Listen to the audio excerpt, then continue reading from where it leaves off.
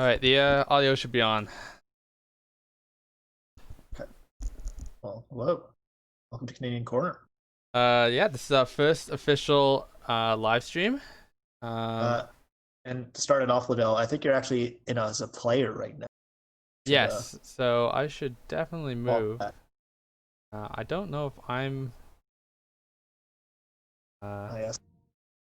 I don't think I'm in control of that, so that's a great way to start.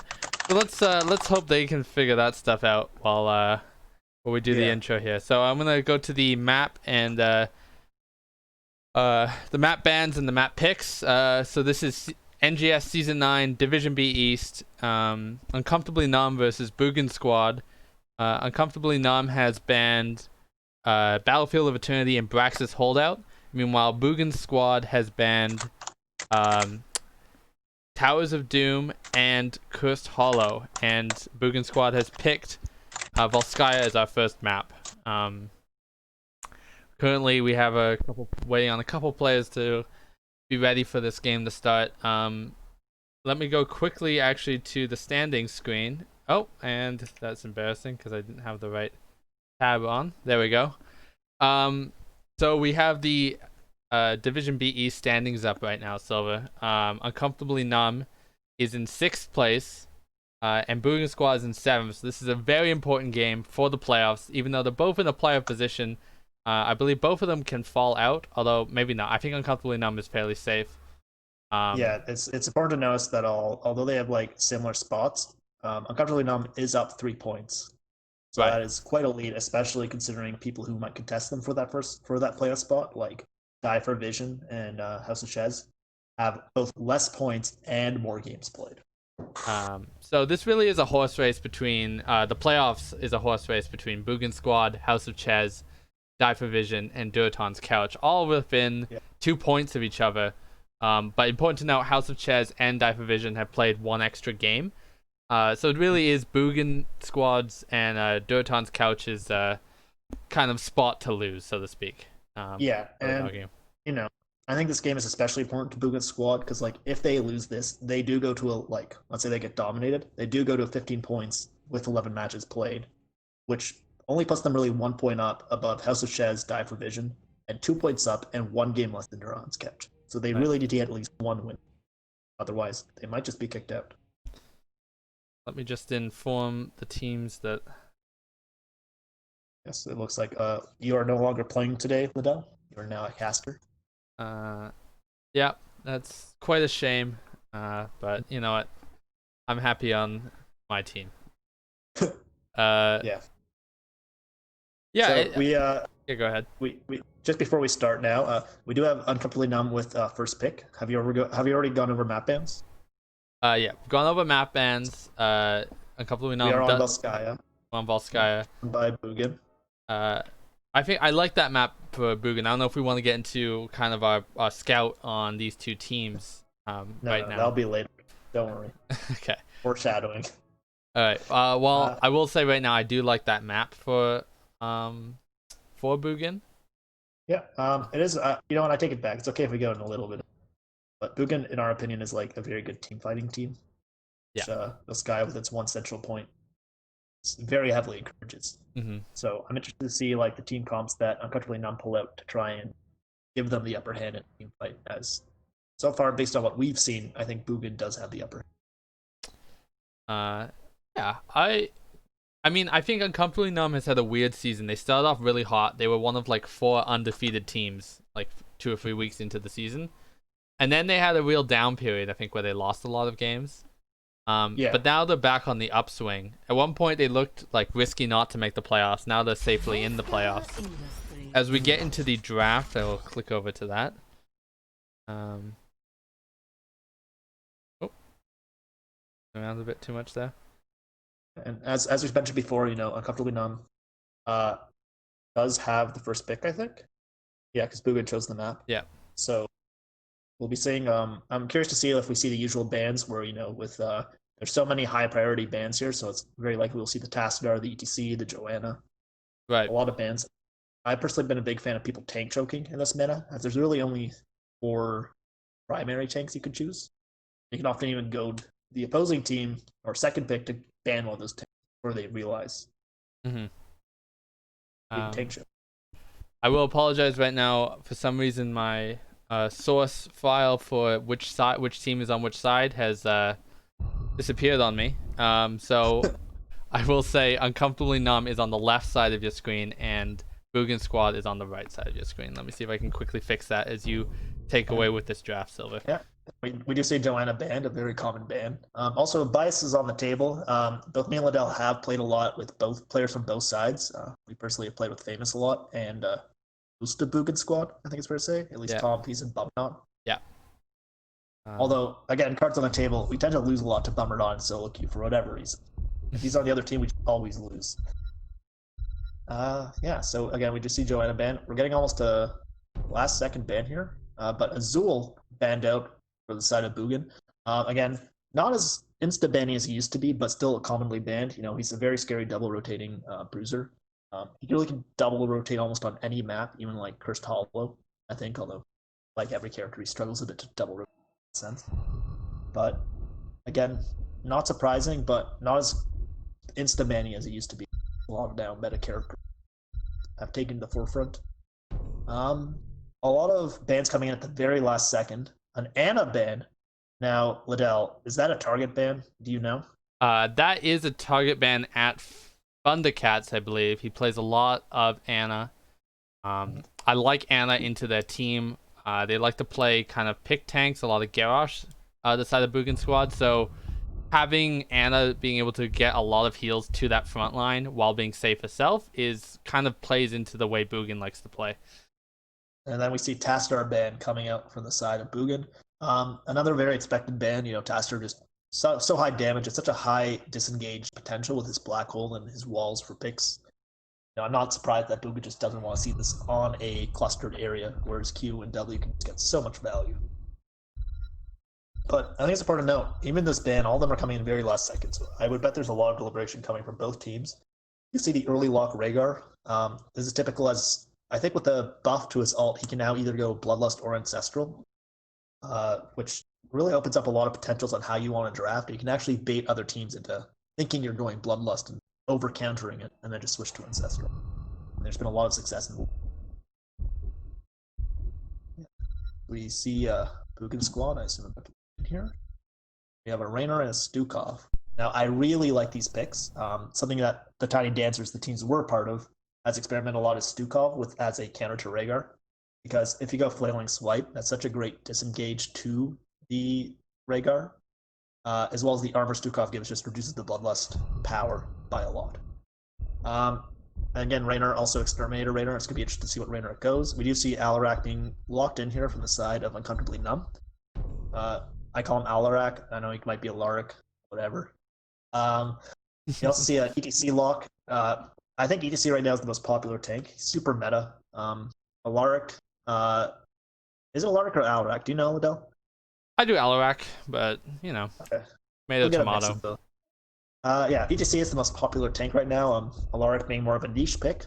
He used to be very ban-worthy a few months ago. Sort of fallen off after a little slight nerfs, or maybe everyone else just got buffed. But still very popular if you can play it right. He's super good at punishing people who are out of position with his pull and silence. ETC, just the best, I think the most flexible tank all around. He can sort of fit almost any role. He does have a little less health than most other tanks, though. He can be like bursted and squished a little easy, especially if he uses his Q as an engage rather than a disengage. But you know, I don't actually know how much I like the ETC pick, considering that Boogan Squad already has two very consistent interrupts, like with the Raynor Q, I think it is, and the Stukov pool of silence. So, and on this map, you don't actually get a lot of value from the global presence just because of how small it is. Like, if you're in bot lane, even with the conveyor belt, you can run up to top so fast that you really just don't get too much value from the global. We do see a variant and a Kalthas being locked in by Boogan. I also didn't mention the Garrosh and Greymane bans coming from Uncomfortably Numb and Boogan, respectively. Both are fairly expected bans. I think Uncomfortably Numb plays a lot of Greymane and good at it. And Garrosh just as a tank to try and get a little bit of a tank choke going, because three of the major tanks that are popularly chosen are taken away from him as earlier. So I mentioned with the tank choke earlier.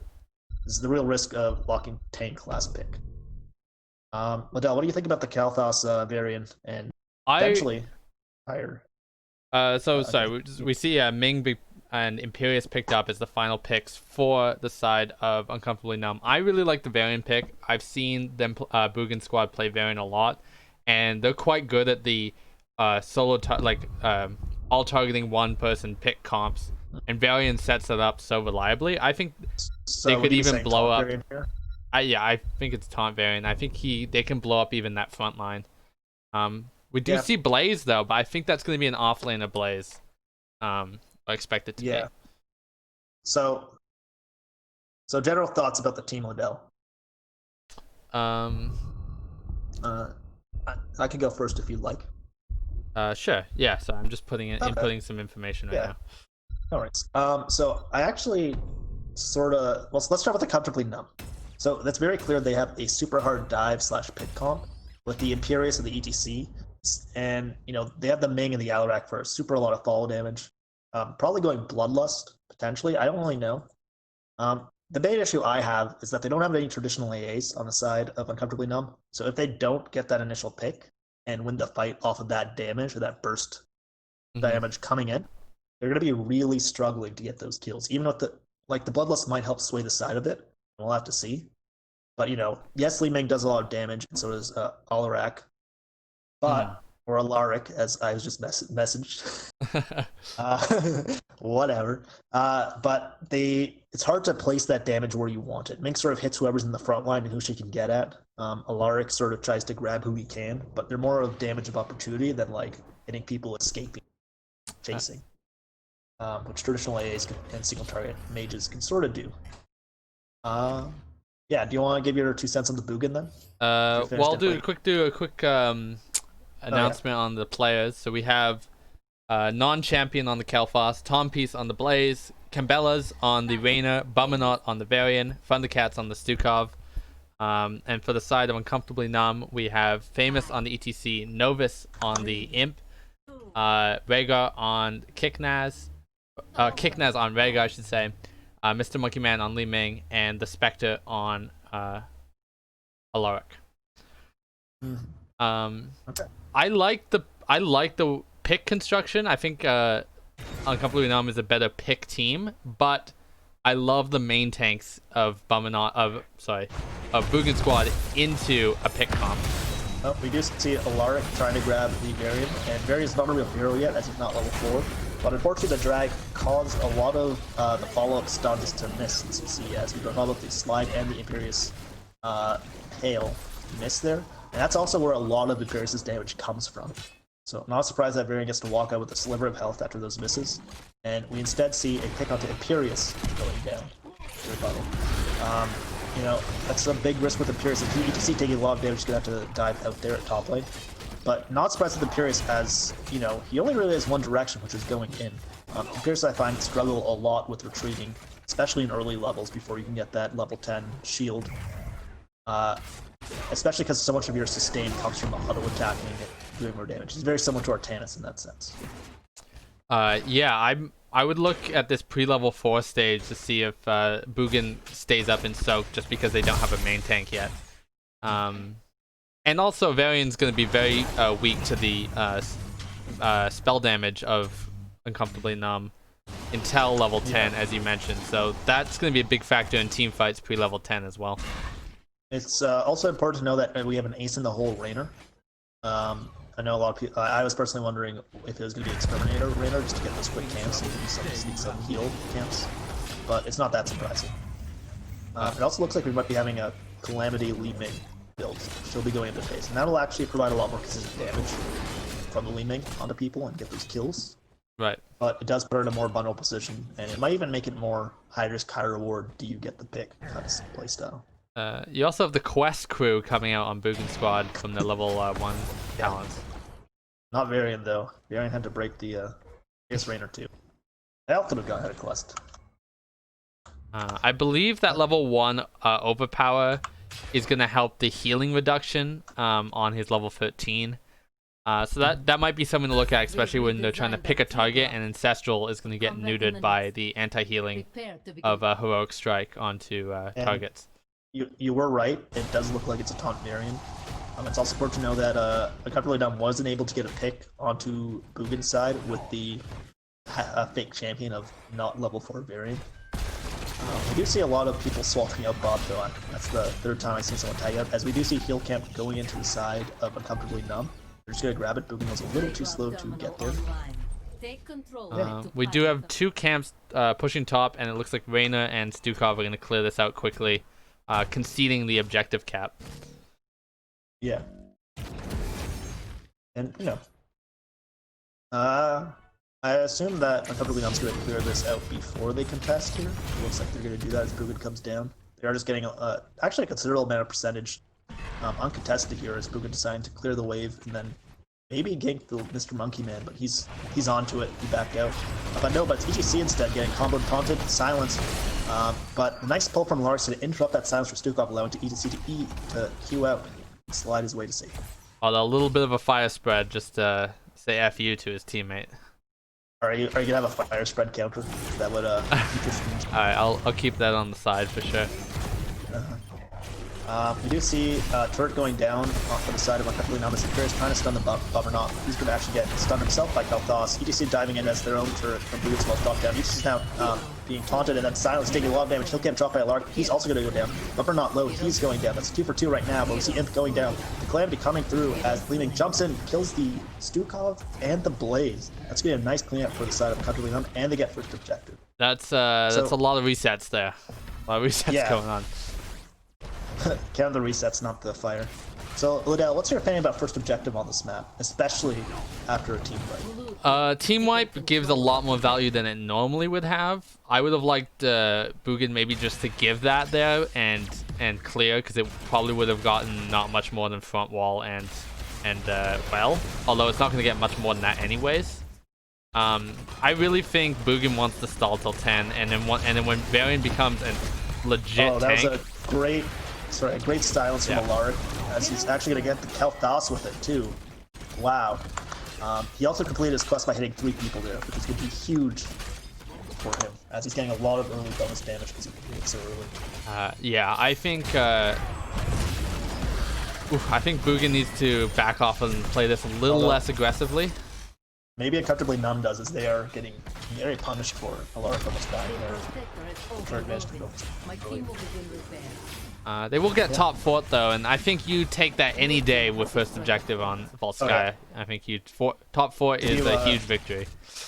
Do you want to finish your first Punisher rant, or did you say what you want? Pretty much. My prediction was right, and they got a lot more than they normally would, because of the wipe that preceded the objective. We do see Uncomfortably Numb trying to snowball this lead so far by taking the enemy turret. A lot of fights can go in the way of just who has more toys on this map. Yeah, and also level 10's being picked up for both teams almost now. Maybe trying to pick the Varian, who still hasn't picked his level 10, so he doesn't have that escape that's built in his play. He's getting a nice 3-man stun. That's gonna maybe be Rhaegar. He's saying, well, he's running for his life. His Imp goes in to try and alleviate the pressure, which I think is more or less successful. But he still has his ult as a way to escape. As ETC, now it's just a messy team fight, as Blaze taking a lot of damage from the Alaric. Kalthas getting one really good stun on the Imperius before he's like, nope, not worth the follow-up. Too many people. The ability to disengage. So it is Wave of Force from Ming, which is surprising because that doesn't quite help as much with the pick potential compared to the overall. But it is Bloodlust Rhaegar, which is not something I expected. Especially with the lack of AA on the side of Uncomfortably Numb. To be fair, with the Imperius, that's actually, like, he does sneaky damage with AA attack speed boost, just because he gets his E. Right. Assuming he went that, which I think all Imperius. Yeah, he did. So he can get a lot of attack speed. And it might just be to help their long-term team fight past that first engagement. Yeah, I think I like it, but also Boogan's set up to be a pick comp, so the Ancestral does maybe negate some of that pick potential. Yeah. I agree, especially how we've seen ETC almost burst in multiple times this game. Nothing else surprising from the side of Boogan in terms of alts. I like all of the choices. I don't think any of them are controversial. I agree. Yeah, we do see Bunker coming out instead of Combustion. That's team preferences almost. Does come out as in pops his health. He's going to turn around and try to do as much damage. He does actually get a surprising amount of healing from that autos too. But it looks like they're going to sort of disengage as both teams have members that are low. Just looking to heal up. We do have a camp going on the tide of Uncomfortably up top at the moment. You see the Boogan continue to push. Amp turning around to try and poke the Barry. Barry's taking a lot of damage to retreat back to the healers, which was placed down by Uncomfortably Numb. I have to wait for 1 second. Things happen. So we got a heal for a turret there, I think. And Li Ming still has a turret. I think that's still a win if they can pick another team fight before Bloodlust is up again. Yeah. So that's a win for Boogan, I should say. If they can pick a fight here. Yeah. But keep in mind, Bunker will not be up in time if they pick it to the same Bloodlust. Although I don't think EDC's dance will be up anytime soon. No, it's still a minute on his dance. 30 seconds on Bloodlust. I really think Boogan wants to pick a fight here. Yep. Although we do see Tompi still clearing bot. He has the turret on top of that, so it's going to be hard for them to do anything. Fame is taking a very aggressive positioning here. They're going to see that. It looks like Bummernaut is onto him, but, you know, they're just going for the free damages. Famous just power slides out of there. They may have wanted that fight without Rhaegar. Rhaegar was on the point at that time. Although, again, Blaze was bought with the turret, and I don't think they were really in the position or ready for the fight mentally. I'm sure having it see surprise. All alts except Dance are up right now going into this fight. Although Dance does have 20 seconds, so if they back off here, they will be up. Although we do have a tick to 99, so it's now overtime. If Boogan disengages from this, they will lose the objective. Both turrets coming out with that as Bullis comes out. A nice Ming coming out to do some damage with that line. A Swipe comes out to disengage. That puts all of them into the Kalthas ult. As Spite's getting around a message. Nova though going really in, but the front line is super separated from the back line. This doesn't look good as Imperius falls. Famous taking a good amount of damage. The camp's still up from the side of Boogan as they just sit back and enjoy the pick they have, which gives them dominance over this next few fights. I think they want more here. They're not happy with just one pick. No, Boogan's never happy with an ending of a team fight if they're still alive. They are hungry for more. They're going to start the heal camp though. You know, if they can't get a pick, maybe they can get some value. I don't think Uncomfortably Numb can really do anything about this. They're just going to take the consolation prize and here. Level 14 for both teams, so there's no major XP difference between the going into these team fights. So looking at the alt timers, I would say it slightly favors Boogan squad if they can stall for the next 5 seconds. Yeah, no, Blaze is 10 seconds, although we'll have Dance this time. Imperius going pretty far deep. He's getting actually that heal reduction out really early, which might be good side of Uncomfortably Numb. Just one less thing to worry about. They do have heal thing up still. ETC getting a nice wombo combo as the heal comes down on the side of Varian, but ETC is going to go down to the fire as Alaric very deep, and he's going to go down too. He's going to lose all that sadism that he had prior. I don't know how much he was. But Boogan once again winning the fight, and this time with the objective. Rhaegar almost getting caught by the Kel'Thas Blaze, but Kel'Thas a little too far away to really follow up properly. Yeah. What went wrong for that fight, Liddell? I don't think it was wrong for Uncomfortably Numb. It was I really like the way Boogan comboed a lot of the abilities. The way they backed off the objective just a little bit to draw the tanks in and then collapse back onto them. ETC is by far the squishiest main tank in this game. In this specific game I'm talking about right now. And I think that's showing in these team fights. And yeah, I just really like the ability of the taunt variant to stay in there and basically protect a lot of the damage that he otherwise would be taking.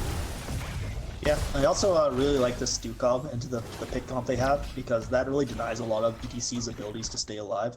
Like, most of ETC's tankiness does not come from health. It comes from the armor you get from casting ability. It comes from the ability to be very mobile with your W and Q. And I don't think you got the movement speed of 4, so not that. But like just the ability to push people off with your W as well.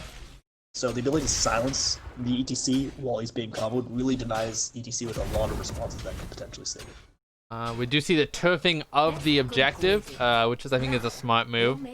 And we do see a structure tie now between the two teams, with a slight advantage Boogan because middle has taken a bit of damage and lost its front fort and towers. But it's really not a lot. No, it's not a huge difference maker.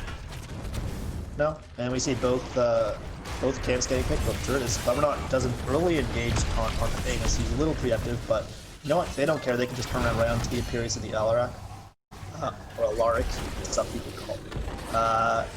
We don't really see anything really coming up from that side. No ults used, so both teams are just going to disengage and happy just to heal up.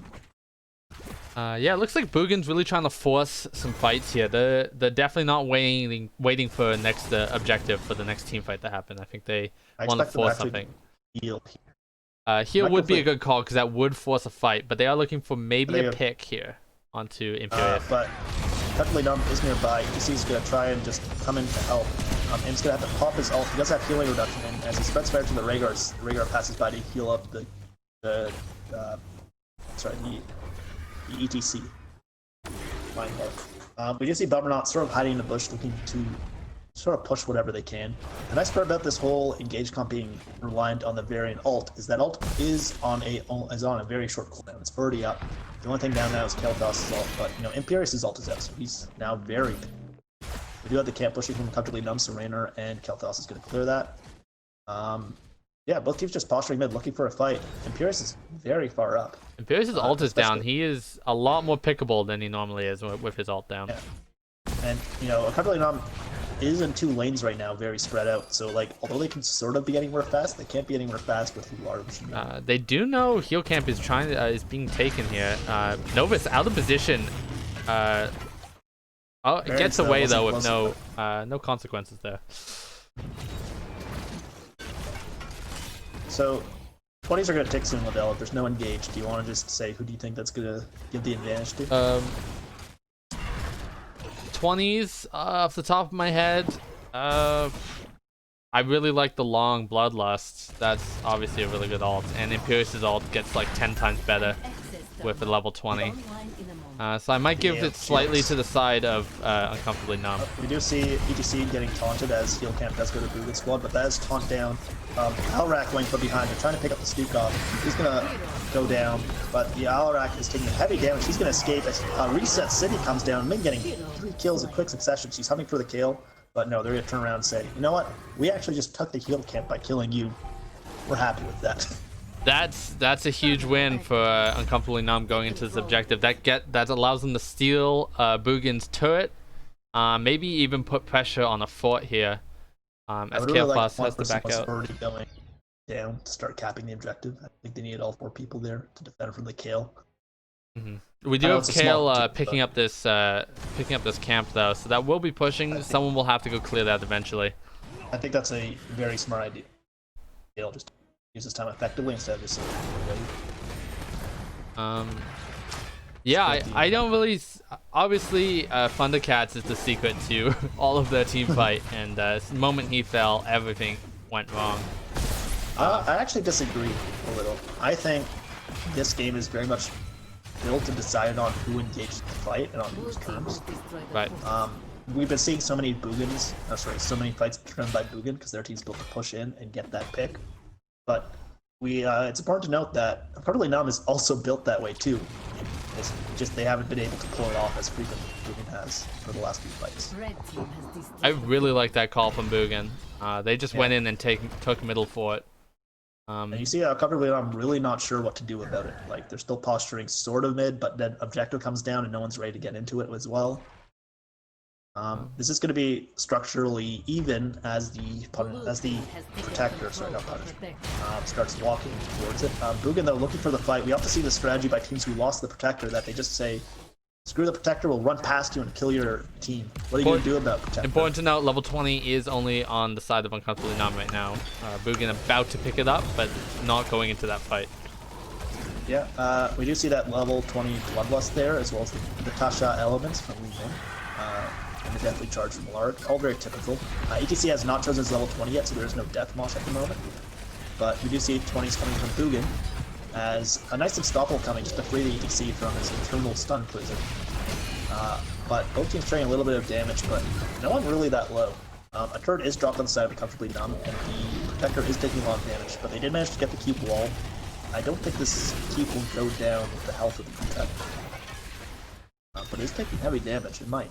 Linding, throwing orbs and Qs as much as you can, just doing that damage. You can see once again getting taunted long enough for all the CC to come back up. He's getting fairly low, but Bloodlust coming just to run away. But remember, Bloodlust lost for years now. Imperious re-engage attempted, but it's going to fall flat as the Protector moves down. Both turrets placed as well, though, so that was even as spending toys went.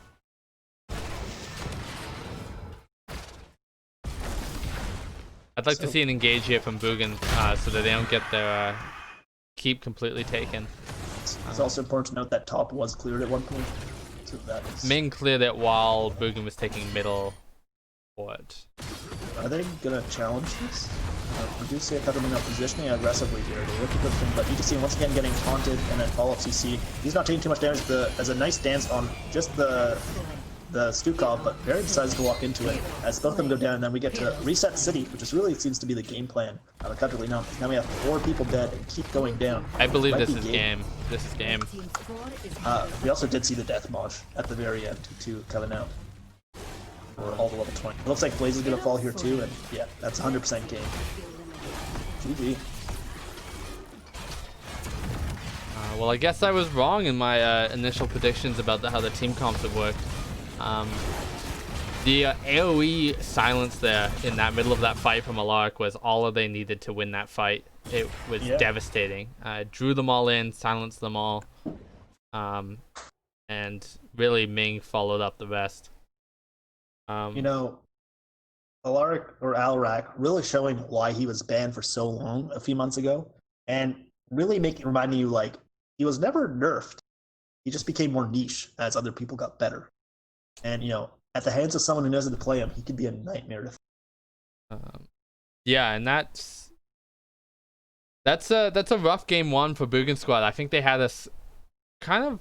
They looked like they had a commanding advantage after level 10s for a little while there, and then they lost a couple team fights, and that was enough to really turn it.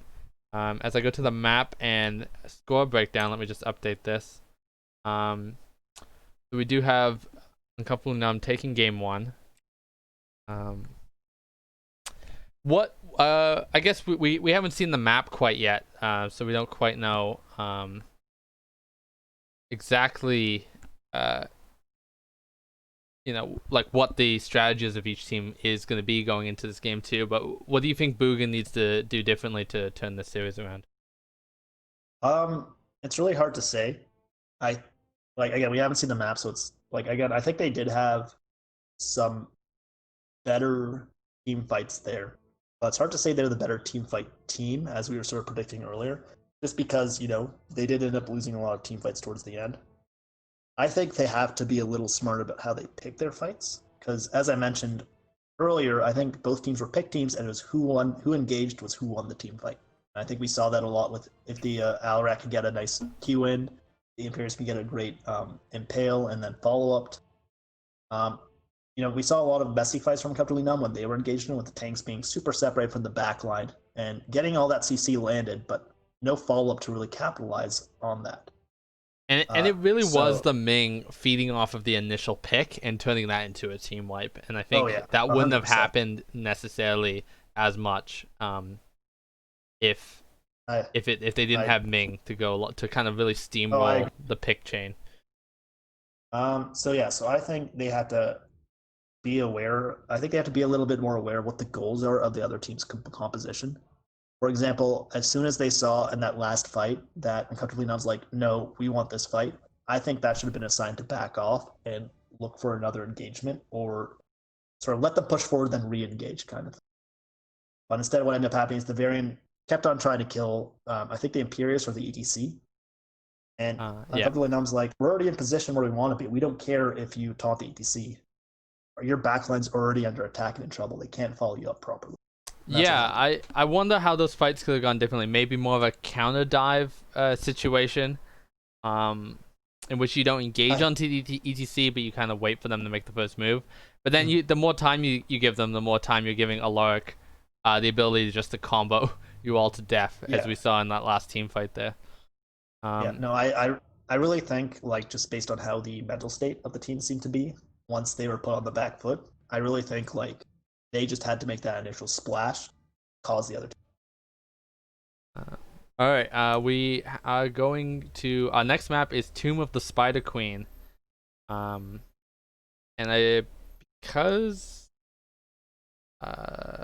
Uncomfortably Numb is on the left. No, that's not how that works. We just ask quickly who picked this. Yeah. Good call. Before I update it. So this map is a very team fight heavy map again. We mentioned earlier that Boogan really shines with their team fight, and although they lost that last game, I think I still have to slightly favor Boogan with the favor here, just fights. But as we've seen, like some really good engages from Uncomfortably Numb could change that, that to their advantage, their mindset.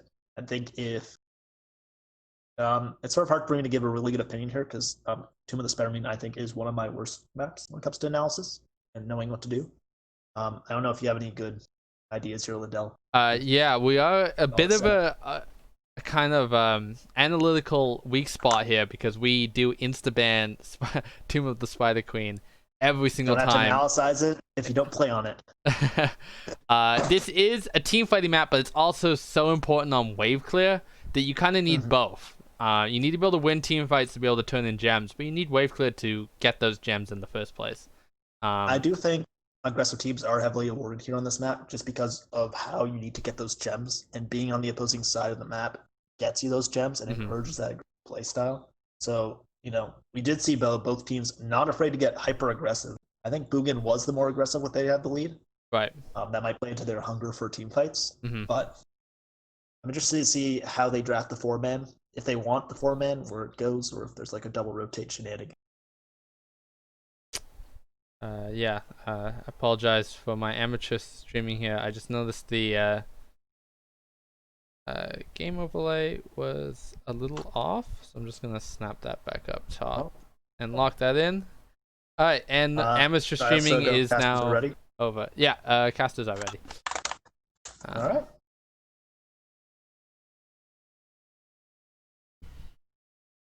We do also have Uncomfortably Numb a little secure in their spot. I think as we mentioned earlier, they're sort of fighting to move up, but there's not a lot of upward momentum they really can do. No, they're more trying to escape the people behind them right now, I would argue. Yeah. So I'm interested to see if Uncomfortably Numb decides to be a little more interesting with their draft now that one game is secured and they're, this is a sort of a safety net of a point. Yeah, important to also note that they pretty much can't be, as we go to the draft here, they can't really take a seed ahead of them. I believe Roomba is now 3 points up on them, but 2 games in hand. They can, if they dominate the series, they can potentially take Jailbait as they're 1 game behind and 4 points behind. It would require Jailbait to drop 1 or 2 games. I don't know if Jailbait or Uncomfortably Numb won the head-to-head.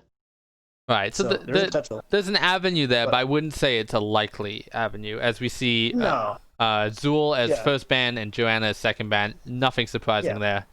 And same with the Alaric, nice respect ban. We saw a lot of damage and good CC coming out from him. But I'm really excited to see, I really want to see Uncomfortably Numb pull something out of their hat just to make people think. Definitely a possibility. I don't think they've done a ton of meme stuff throughout the season, at least that I've seen. Yeah, I won't call them a... No, they're definitely... Couch. Yeah, definitely not a meme team. But you know what? You might want something on tape at the end of the season here, just to kind of put a little bit of fear into your first round matchup opponent. It's always nice to see your opponents ban something you're never go. We do see the Tassadar ban coming out as the last ban from the side of Uncomfortably Numb. Not a surprise as Boogan Squad has the first pick.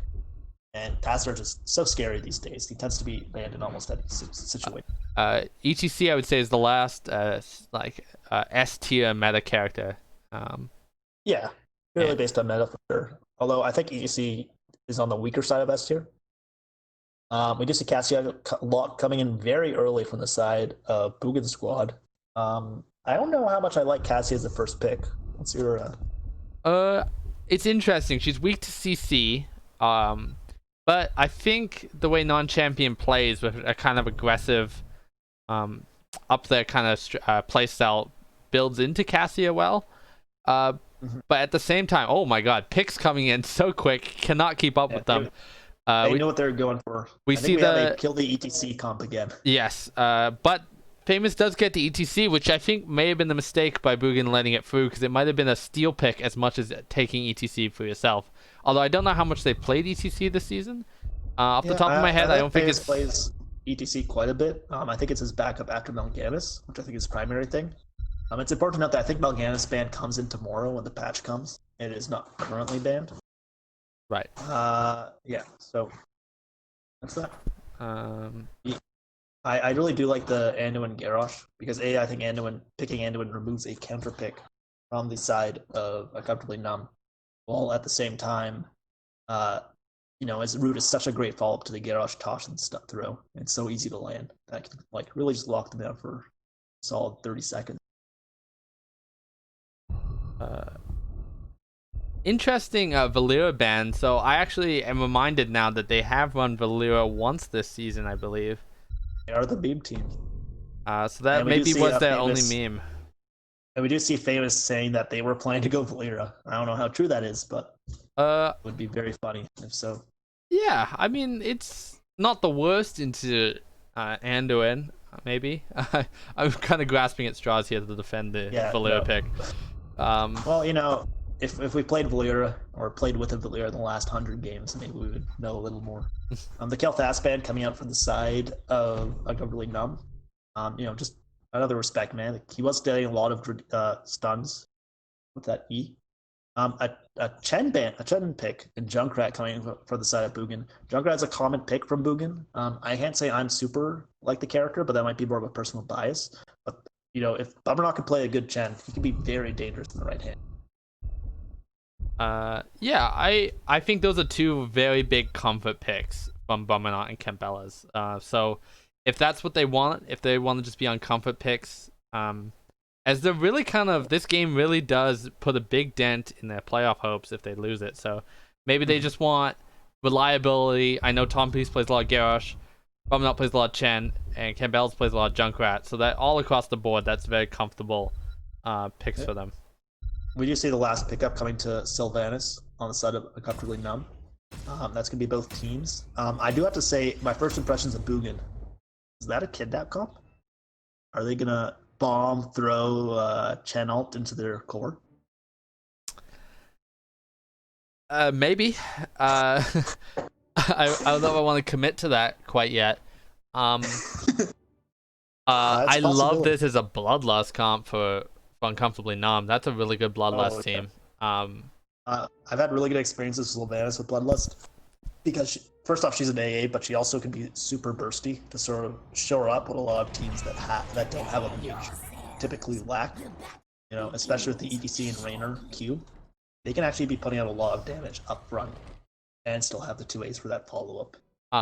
Yeah. So basically, if Boogan's not getting a pick in the first 5 seconds of the fight, they want that fight to end. They want to stop fighting and disengage. I'm going to give a little... Sorry, go ahead. I was going to say, which is a little counterintuitive because the Cassia pick, I don't think does a lot of damage up front. I think that's more sustained damage. I think it takes a few seconds for her to really get her kit off, especially considering her E puts her in place. Maybe. It depends. I would say E is burst, but it's kind of dependent on hitting, which is not always it's just the but also with the Junkrat, I'm just curious where their burst is coming from. Junkrat also not the most bursty of characters. We do see the Leap of Faith coming out from Anduin to save the Cassia on the early play stun. You see Junkrat saying goodbye to the boys as he's now going bot lane. Weirdly enough, I like this matchup for Chen bottom lane. I think he's hard to gank, and he beats the Blaze outright. Yeah. Yeah. No, I agree. And you were sort of saying you like Uncomfortably Numb's team more. Is that what you're saying on that? I like it. It's way easier to execute. So that's what I like about it. It's we've talked in previous casts about how Bloodlust is idiot proof. You just hit it and start whacking things, and then they have a bunch of AA characters that are good at whacking things. So it's just a really easy comp to execute. And again, when we say idiot proof, we don't mean like the players are dumb or they're like less skilled for picking an idiot proof comp. It's more just it's more about how easy it is to execute on the strategy. You know, like I actually think Garrosh is, as you see him going down to a nice pick from a stun, just a lot of AA damage from Uncomfortably Numb. But you know, Garrosh I find is actually a very idiot proof comp, especially in Storm League, because you just throw the target and all your backline clicks that target. Yeah. A lot of characters on the side of Boogan are very skill-based and have the potential to mess up and fail, regardless of skill. We do see Leap of Faith going on to non-champion again, so that's... Every time Thundercats has to use that on one of his DPS, it's taking away a time you can use it on Garrosh. Garrosh doesn't, so we do see the power of the throw, Q, and the W follow-up, as that ETC was stunned for a very long time. I still don't think it's as good as the Stukov silence, just because ETC does get armor every time he casts a spell. But, you know, if you can keep someone still long enough and keep whacking them, they will go down. Important to note, Bummanot is actually winning bottom so hard they had to call Sylvanas into that lane, and Blaze takes a little break with going back, so already seeing the effects of that solo lane advantage, which might have offset the pick. You see Garrosh going very overextended there, just trying to get a throw, but instead Famous is going to get the pick on him. Very aggressive from Garrosh there. Yeah, I think they're really excited to get picks. I know a Garrosh on our team who gets really excited at the beginning of games when they're playing Garrosh. And I don't like to be called out like this. And so maybe there's just a bit of a Garrosh excitement syndrome going on. It was just once during an NGS game, and then we won because of me. So I don't want to hear it. I don't know if you got MVP though that series. So I did not get it out because our captain was spiteful, not because I wasn't the MVP. I firmly believe that. Well, seems like you need to take that with the HR department. Anyway, we do see Sylvanas once again going bot to sort of gank the dead. Sorry, some Tiny Dance's inside jokes going on, which I'm sure is super entertaining for all of our watchers out there. Yeah, go ahead. I'm gonna stop talking. I am the official tank of Tiny Dancers, and Liddell is the solo lane, or just a little text. Who's analyzing this game and why we love tanks, not DPS. Just to talk about. We do see a nice jump grab being thrown to the Sylvanas, but Sylvanas is going to get out free at Aegis. The Garrosh is like, you know what? ETC is throwable too. But both are look like they're going to survive. ETC took a little bit of damage from the tower, lowering that armor. He's going to have to back out a little bit. Web Weavers are on the side of Uncomfortably Numb first. We do see the mid Web Weaver falling to Cassia as she rotates up as 10 kills with the spot. As Uncomfortably Numb's really just looking to push this top lane as far as they can. Have they used the Sylvanas trade already? I believe not, but they'd have a hard time pushing into this right now with all four of Boogans here. We do see a throw to EDC, but EDC is just gonna... They group so hard that EDC's power select and just get all three of them. He's gonna get out as Sylvanas trait is still up, and that top fort was taking a lot of damage without doing any to dissuade Uncomfortably Numb. But, you know, all the power slide stuns wore off. Uncomfortably Numb realized they had to back out, and they're like, we're okay doing enough damage to that top fort that it's basically gonna fall as soon as they touch it. Really.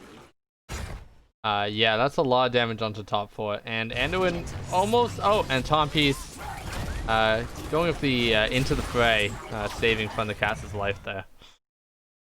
Yeah, you know, I find Into the Fray is really a polarizing talent of how useful it is. So I find some games you use it a few times, other games it's just the most used talent worthwhile. So, but I think this game it's going to be a very useful talent just to get people out of tricky situations. We do see the Garrosh trying to get a pick. He's very extended now. He is going to throw the Raynar, and all the Boogan squad is here. A really good interrupt coming from the EDC is almost going to save Raynar, but he does go down, and now Boogan squad looking to chase back, but Bella is taking a lot of damage to get the fall back, and that sort of ends the engage. We also do see Blaze sneaking a turn-in down bot, turning in 19 gems. But, you know, Boogan squad does have the man advantage at the moment, and enough. Garrosh throwing the EDC, it looks like they're trying to get a pick, but you know, power slide away keeps the ETC alive for another day. It's like my dad always told me.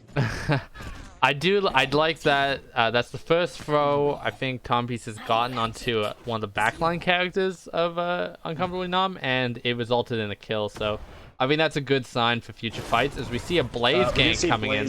Yeah, he already used his thing or his stun on the Chen. We do see a lot of posturing before they decide to go in for that kill. Chen is taking a lot of damage. That was a very interesting interrupt to the Enduin's Leap of Faith. I didn't actually know you could do that. We do have a sneaky Junkrat up here. Gonna get a lot of value top, I think. If they can get that fort before their own fort goes down, that's gonna be a lot of pressure just keeping that top fort alive for a little longer and getting some free pushing. As they all rotate up, and I actually don't like that move from Boogan. I would have loved Boogan just shit disturbing in other lanes and letting Junkrat just exist in his own little world up here. Yeah, and language. Come on. PG-13 is what I was told, so I think that is fine. No, language anyways. We do see, once again, the Diamond EC. He does get the follow-up route from Anduin. Light Bomb going out, only hitting the Rhaegar. As the Cassiel comes out, but the Junkrat Bomb pushing the Rhaegar away is now Uncomfortably Numb chasing down Boogan. They're turning on the Garrosh as he's power slide back, but the channel coming to interrupt the Bloodlust that came out. I don't know if it's going to be enough. Tompy's getting very low and he will go down. But not though, he did kidnap the ETC, so he's across the map almost. But meanwhile, the Webweaver top did take the fort, but there's some sneaky things going on top lane though, as I look over at the top left of your screen. That wall's taking a lot of damage, and only Sylvanas is coming back to return. The Webweaver though does just fall to natural causes. I think that actually really went into the favor of Boogan squad, even though they lost their member and their fort got like tapped. It was basically already dead, so. It was a fairly good push for Boogan squad as we see Uncomfortably Numb taking the bot camp. So we do have level 10s and all of that chaos, so let me just say, we did see Keg from Chen, so that's an important alt to note. Makes him a lot more pickable, but it also has the potential for more of a kidnap comp, and definitely disrupt team fights.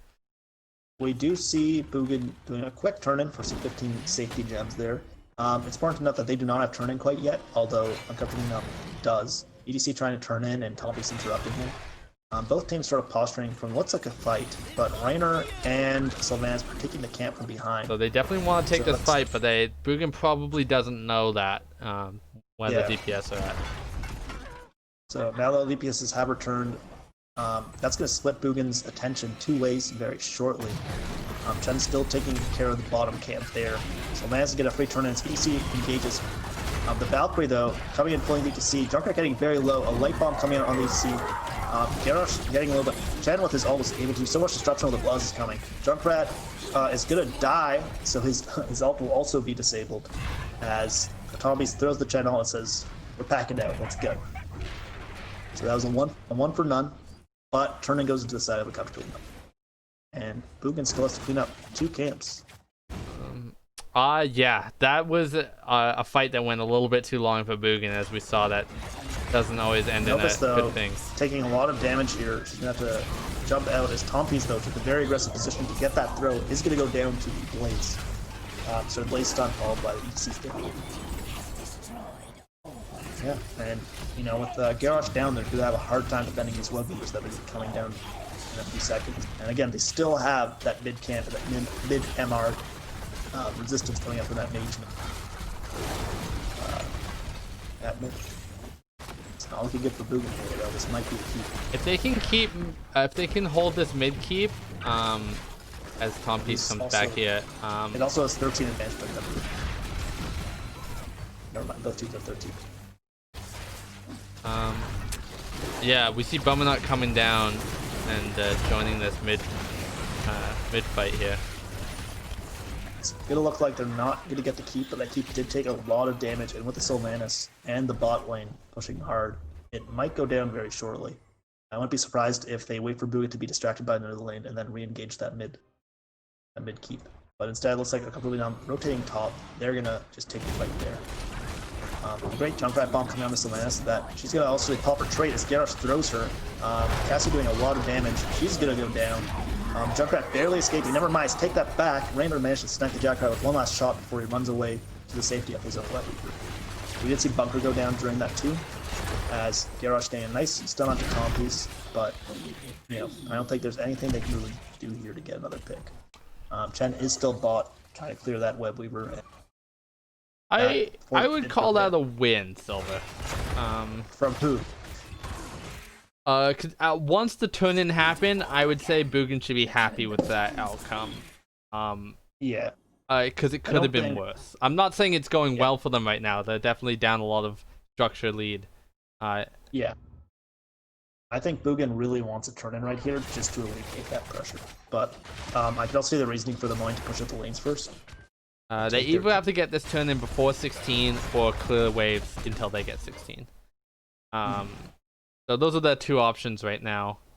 As Uncomfortably Numb is getting to that weird part of the Spider Queen game, in which their waves are pushed out, so their gem collection is going to go way down. Yeah, it's an interesting catch-up mechanic that's built into this map, which I think is sort of one of the reasons why it's well designed. Props to Blizzard development for that. We do see a camp man push this Reyes, tries to clear that. We do see a posturing for I think what turns out to be a bot turn-in. But they're posturing around a spot where they just lost a team fight pretty badly in. So I don't know if they really want to engage. Yeah, they're looking more for the clear here, the stall. Uncomfortably Numb, not really close to turn-in at all. So I kind of like the idea of stalling this one out. Uncomfortably Numb is notably closer to 16. I think they're about to tick in. Yes, just now. Yeah. So they can make a play here. Again, not close to turn-in, so I think it would be their advantage just to push a lane and look for a fight. I mean, could you do boss in this scenario? Or do you think that's a risk not worth taking for Uncomfortably Numb? I think with the pick potential and the poke potential from Uncomfortably Numb, if Boogan smells it early enough, they could do a lot of damage before even. If the Junkrat just even throws his 4 bombs in and like trap or 2, they can really just take a lot of damage. Ooh, Thundercat's an interesting rotation, but he will make it out. And ETC, important to note that he was through by himself there. Blaze, though, going in very deep. I think the throw is already out. Bunker being used. I was about to say that was a great... Oh, Kidnap coming around for the Chen. He's going to do a lot of damage to the Blaze, but Blaze once again using that bunker that never really went down. Garrosh trying to escape his vulnerability, but runs out just in time for Blaze to stun him, as Garrosh will go down. That's currently 1 down only for the side of Boogan. And they're getting... Uncomfortably getting very dangerous to turn in as well. But they're going to rotate bot and use... I think the Sylvanas turn is up? No. But they're just going to use the minion wave there as the Lady there is going to push him this wall.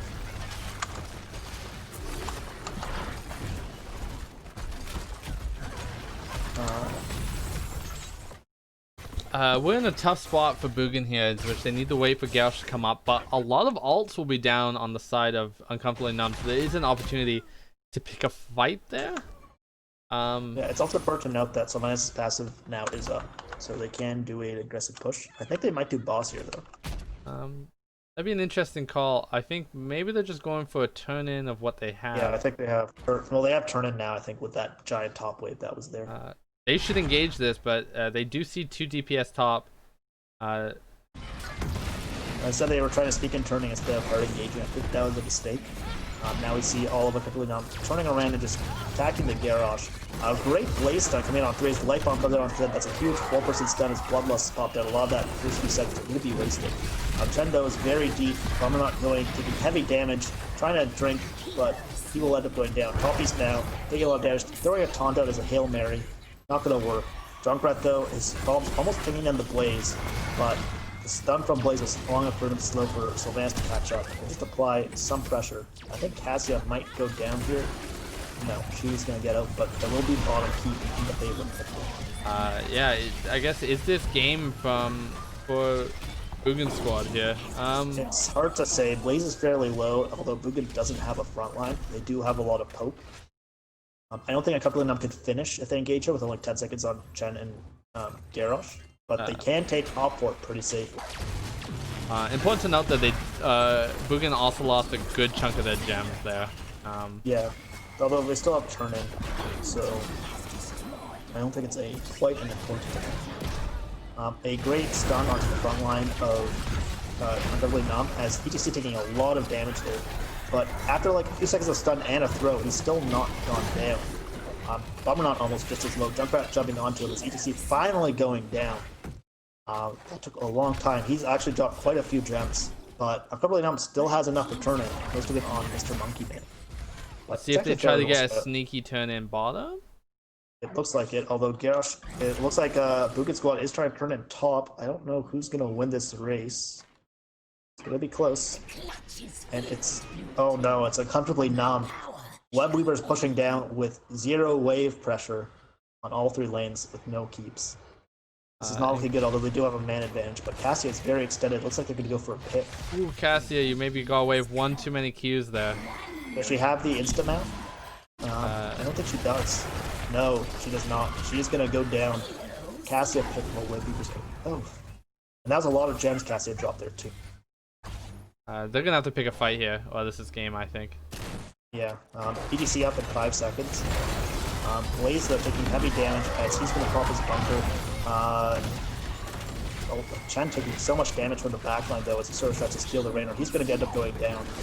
Now they're turning to Junkrat. Junkrat's going to manage to escape because his bombs he managed to pop off due to level 7 talent.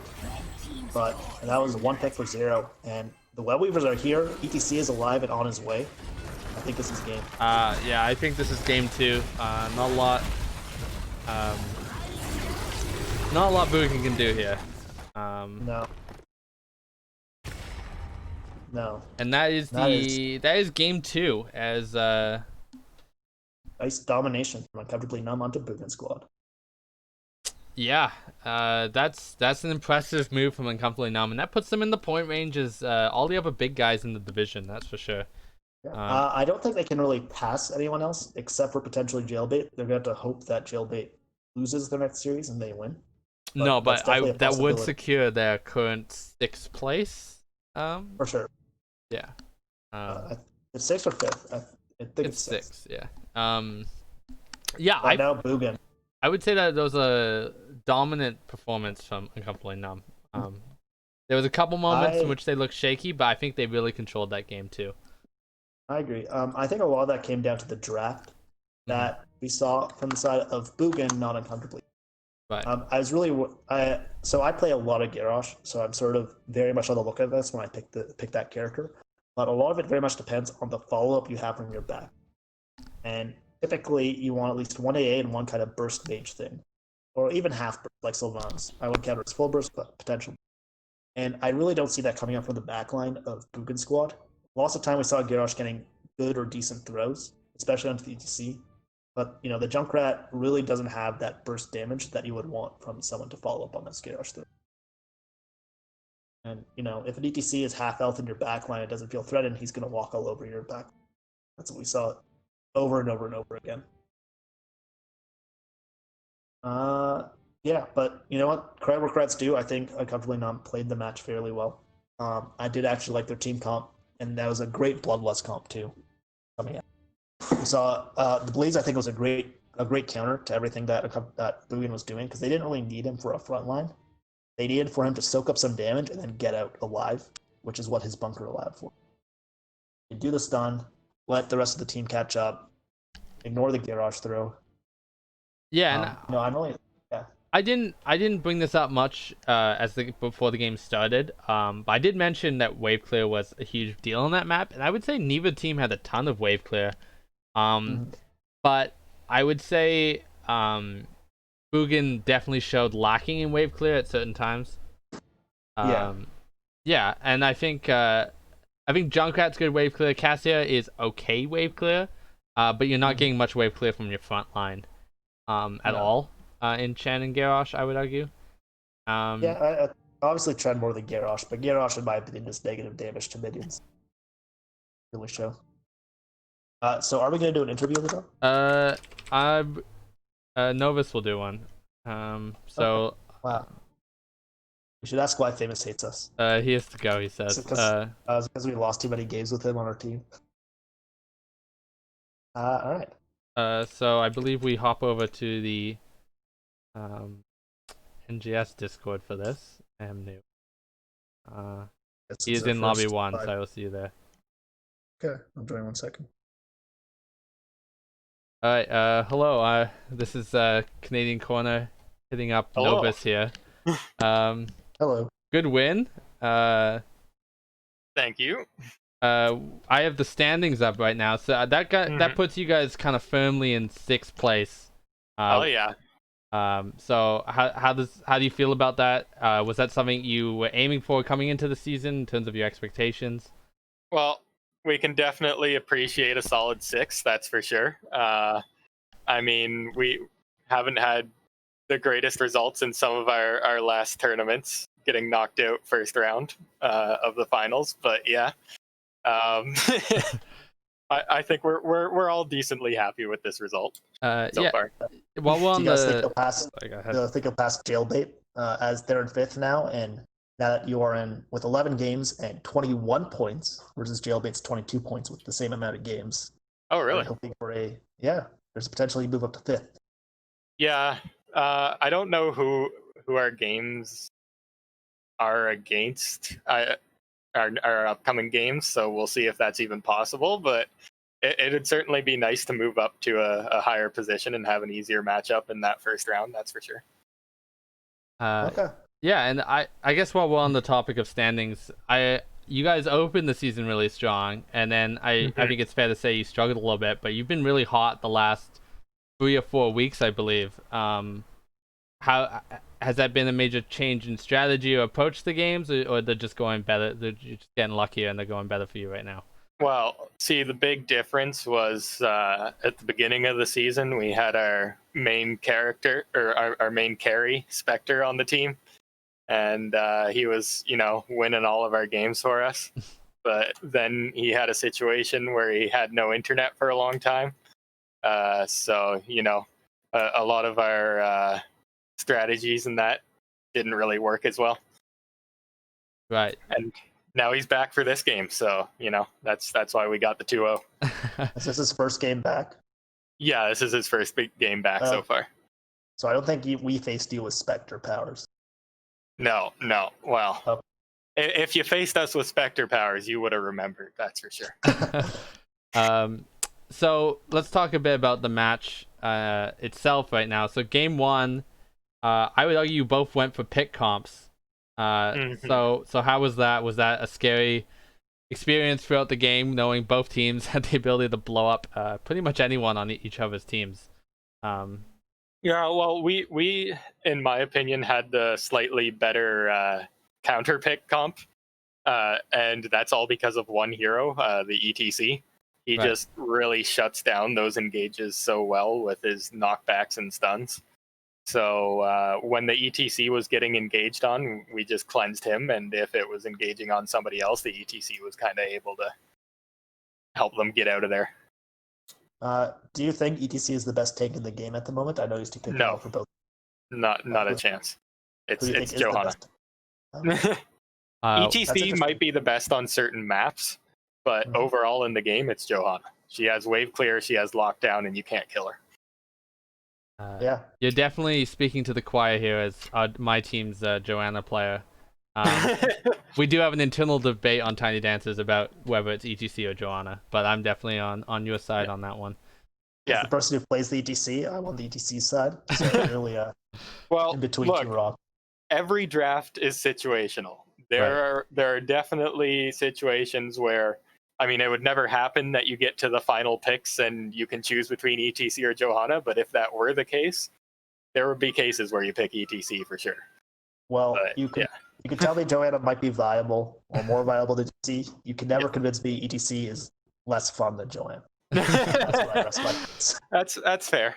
All right, so moving on to game two, I would say this one was less of an even game. You guys looked pretty strong from start to finish.